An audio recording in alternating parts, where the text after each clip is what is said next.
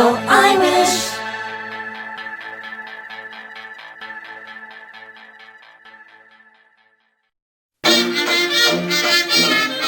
Hi, this is Bob Gallico.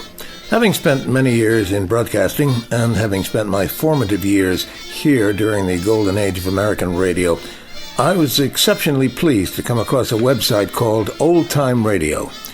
It houses a collection of over 12,000 radio programs broadcast from the early 1930s on into the 50s primarily, that being the said golden age. My initial surprise was that there were so many of the 1930s programs actually recorded and saved. They would have been on large acetate discs called ETs, or electrical transcriptions. They recorded at 33 1/3 RPM, predating commercial LPs, which first appeared in 1948.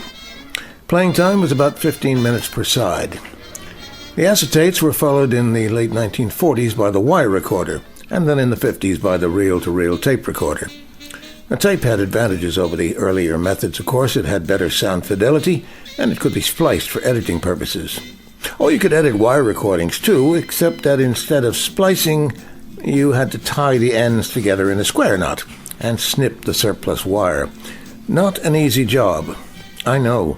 I had one of the early wire recorders, and it was not only for editing that you had to join the ends, but when, as frequently happened, the wire came off the spool and got completely tangled up, well then, unless you had a week or so to spare to untangle it, you just cut out the tangled mess and spliced, so to speak. So, as I say, I was surprised at the amount of acetate-based programs OTR has in its collection, which, by the way, is totally free to download, to listen to, or save in a file. What I had forgotten is the history of those early days. In the beginning of that golden age, American radio network programs were broadcast almost exclusively live, since the national networks prohibited the airing of recorded programs until the late 1940s. As a result, prime-time shows would be performed twice for both East and West Coast listeners. However, some programs were recorded as they were broadcast, typically for syndicated programs or for advertisers to have their own copy. The programs on acetate that are available on OTR, among other collections, would not have been played frequently because if they had been, they would have deteriorated rapidly with each play. So, we're fortunate to have so many of listenable quality. Among the thousands of recordings available on OTR is a special series of 19 one-hour programs, recorded on the 21st of September, 1939. A CBS affiliate, WJVS in Washington, D.C., recorded the full 19-hour broadcasting day, hour by hour, beginning at 6 a.m. Its first record presenter and chat merchant was a man destined for national radio fame, Arthur Godfrey. I haven't had the time to listen to the entire day yet, but a couple of highlights.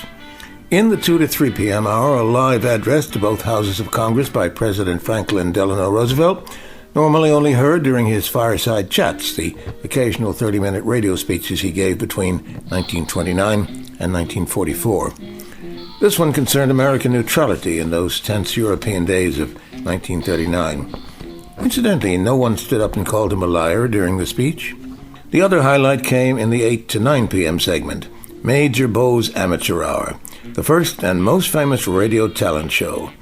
Most of the winners faded into obscurity, but there were a few famous alumni: tenor Robert Merrill, soprano Beverly Sills, ventriloquist Paul Winchell, and one Francis Albert Sinatra.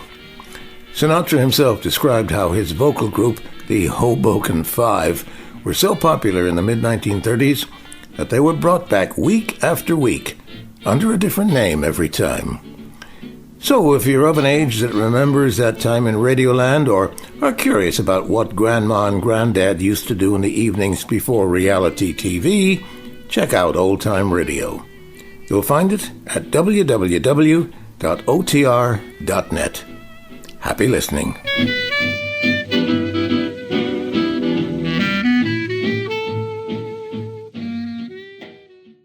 Radio